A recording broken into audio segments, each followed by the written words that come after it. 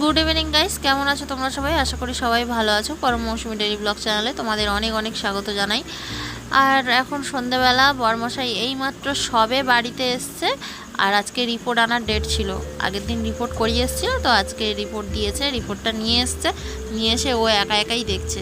কি দেখছে কিছুই তো বুঝতে পারছে না, অথচ দেখে যাচ্ছে। তো কালকে ডাক্তার দেখানোর ডেট আছে, পরমেরও ডাক্তার দেখাতে হবে, প্লাস বরমশাই ওরও ডাক্তার দেখানোর ডেট রয়েছে। তো পরমকে নিয়ে আমি আর আমার ভাই যাব, আর ও তো নিজে নিজেই চলে যাবে। হয়তো কালকের অফিসে যাবে কি যাবে না জানি না, এখনও পর্যন্ত বলতে পারছি না। তবে কি ডাক্তার দেখাতে যেতে হবে সেটা জানি। কালকের হয়তো অফিস থেকে হয়েও যেতে পারে, ওখান থেকে হয়ে গিয়ে আবার অফিসে ফিরেও আসতে পারে। আসলে অসুবিধাটা হয়ে গেছে, পরমের মেডিকেল কলেজ হসপিটাল আর ওর পিজি হসপিটাল দু জায়গায় হয়ে গেছে, দুদিকে হয়ে গেছে, তাই এত অসুবিধা। ওর হাড়ের রস কতটা বেড়েছে দেখাও ওকে। ওটা তোর বাবার রিপোর্ট, ওটা তোর না। হ্যাঁ,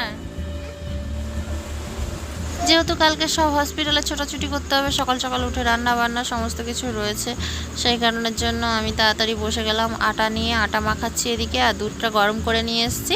দুধ পিডিয়াশিওর করে দেবো পরমকে। বরমশাই আবার ওষুধ আনতে দৌড়েছে, ওষুধ আনতে ভুলে গেছে, তাই জন্য আবারও দোকানে দৌড়েছে, গেছে আবার ওষুধ আনতে।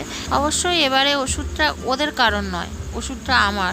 আমি তো হোমিওপ্যাথি অ্যালোপ্যাথি সব একসঙ্গেই খাচ্ছি। অবশ্য আমি যে ম্যাডামকে মানে হোমিওপ্যাথি ডাক্তার দেখিয়েছিলাম, ওই ম্যাডামই নিজেই বলেছিলেন যে কোনো অসুবিধা নেই, দুটোর কাজ নাকি দুরকম। মানে হোমিওপ্যাথি কিসে বললো, শিরায় একটা কাজ করে, শিরার মাধ্যমে একটা চলে, একটা হাড়ের মাধ্যমে চলে, এইরকম কিছু একটা বলেছিল, আমি নিজেই ভুলে গেছি, আমার অত মাথায় নেই আর। আটা তো মাখানো কমপ্লিট, গোলটাও করে নিয়েছি, আর পরমটাকে পড়তে বসিয়েছি। খুব বদমাশি করছিল ঘরের মধ্যে, আর অনেক দিন বই ছাড়া, মানে পড়াশুনো একদম বন্ধ টোটালি, যেখান থেকে অসুস্থ হয়েছে। তো ভাবলাম কি যে অনেক দিন পড়ানো হয়নি, স্কুল খোলারও টাইম হয়ে গেছে, আর স্কুল খুলে দেওয়া মানে তার 2-1 মাস বাদে, মানে 1-1.5 মাসের মধ্যে আবার পরীক্ষা হবে। তো সেহেতু বই তো দিয়েছে, নতুন বই, তো সে বই তো এখনও কমপ্লিট হয়নি।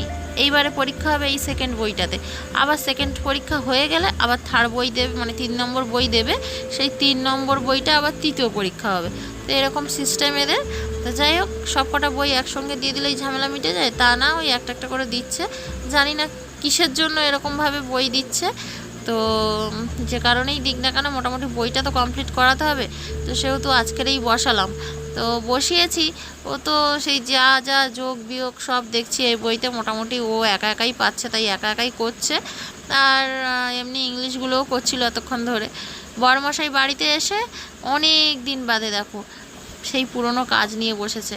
আমাকে বলল, ঠিক আছে তুমি ওদিকে তরকারিগুলো গরম করো, আর ওদিকে সব গরম করতে থাকো, আর আমি রুটিগুলো বেলে দিচ্ছি, রুটিগুলো ভাজতে থাকবে, তাহলে একটু তাড়াতাড়ি হয়ে যাবে, এই আর কি। আর পরমটা ওর বাবা আসার সঙ্গে সঙ্গেই নিচে নেমে গেছে, ওর বাবার কাছে বই পড়বে, বাবার কাছে অঙ্ক করবে, তাই জন্য। বাবা বাড়িতে না থাকলে সারাক্ষণ আমার সাথে কত কী করে বেড়ায়, আর এমনিতে বাবা বাড়ি এসে গেল তো হয়ে গেল, বাবার কাছে চলে গেল। ও তো রুটিগুলো বেলে দিয়েছে, আর আমি এবার ভাজতে চলে এলাম, রুটিগুলো ভাজছি। অবশ্য একটা জিনিস কি জানো তো, বরমশাই রুটি বেলতে তো ঠিকঠাক হয় না, মানে রুটিগুলো বেশ ফোলে না খুব একটা, মানে খুব কম রুটি ফোলে। আর আমি এমনি রুটি বেললে দেখেছি যে প্রত্যেকটা রুটি গোল গোল হয়ে ফোলে, যেরকম এই রুটিটা দেখছো গোল হয়ে ফুলেছিল সেই রকমই। কিন্তু ও প্রত্যেকটা রুটি, মানে যে কটা রুটি বেলে তার মধ্যে যদি 10টা বেলে, তার মধ্যে হয়তো 2-3টে ফোলে, আর বাদ বাকিগুলো ফোলে না। যেরকম এটা একেবারেই ফোলেনি। কিন্তু সবার দ্বারা কি সব কাজ হয়? তো ও মোটামুটি রুটি বেলতে পারে, এটাই যথেষ্ট। আগে অবশ্য পারতো না, একেবারে শিখিয়ে নেওয়া হয়েছে, এই আর কি। অত ভালো না পারুক, মোটামুটি পারে। এমনি নর্মালি রুটি গোলটুকু হয়, এটাই অনেক। আর এই রুটিটাও দেখছি ফুলেছে। তো এতগুলো রুটি করেছি, তার মধ্যে 2টো রুটি ফুললো, সব কটা রুটি কিন্তু ফোলেনি। আজকে সবাই তাড়াতাড়ি খেতে বসে গেছি। ওবেলা শাক ভাজা করেছিলাম, শাক ভাজা ছিল। হ্যাঁ, তোমাদের তো বলা হয়নি, ওবেলা তরকারি করেই রেখেছিলাম, সেই জন্য আমাকে আর এবেলা আলাদা করে তরকারি করতে হয়নি, শুধু রুটিটা করতে আর তরকারিগুলো গরম করতেই হয়ে গেছে। শাক ভাজা আর পটল আলু দিয়ে সয়াবিন দিয়ে একটা তরকারি হয়েছিল। মাছগুলো কিন্তু এখনও জ্যান্ত আছে, তাই জাবানো আছে। অল্প কটা ভাত ছিল, বড়মশাই প্রথমে ভাত দিয়ে শাক ভাজাগুলো দিয়ে খাচ্ছে, আর পরম তো রুটি খাচ্ছে। আর বড়মশাই ভাতটা খেয়ে নিয়ে তারপরে আবার রুটি দিয়ে তরকারি দিয়ে খাবে। কি হলো? হ্যাঁ কি দিয়ে খাচ্ছ? লবণ দিয়ে। কেন? আমার যে অবস্থা খুব খারাপ। তুমি তো বললে নাকি সেন্ট শুকে পুজো নিয়েছো, গরম মানে মিষ্টি। আর বলবো সবার সামনে? কোন আম এটা? সেই আমি যেগুলো এনেছি ওইগুলো? আর কই তুমি যেগুলো এনেছো সেগুলো আগে খাও, দেখি কিরকম মিষ্টি না টক। খারাপটা খেয়ে নেই।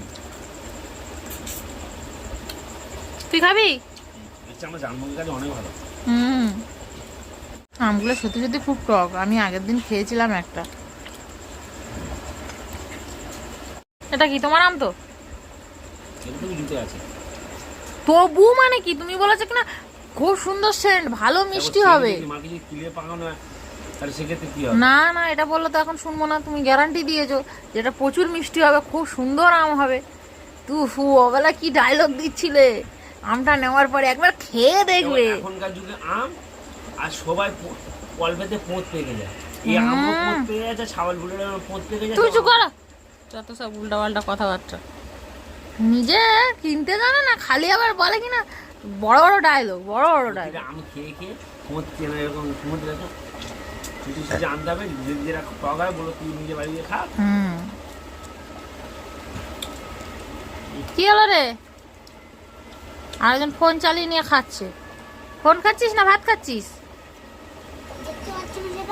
তাড়াতাড়ি খা। আমি তো দেখতে পাচ্ছি ফোন খাচ্ছিস তুই।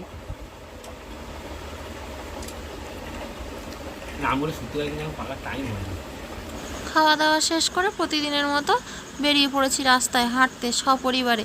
আর বরমশাই তো জামাটাও গায়ে দেয়নি, জামা গেঞ্জি কিছুই পরেনি, ওইভাবে বডি বিল্ডার হয়ে রাস্তায় হাঁটতে চলে এসছে। তো গাইস, আবার দেখা হচ্ছে পরে একটা ভিডিওতে। আর ভিডিওটা কেমন লাগলো কমেন্ট করে অবশ্যই জানিও। ভালো লাগলে লাইক, কমেন্ট, শেয়ার, সাবস্ক্রাইব সব করে দিও। সবাই খুব খুব খুব ভালো থেকো, সুস্থ থেকো, সাবধানে থেকো। আজকের মতো সবাইকে গুড নাইট, টাটা।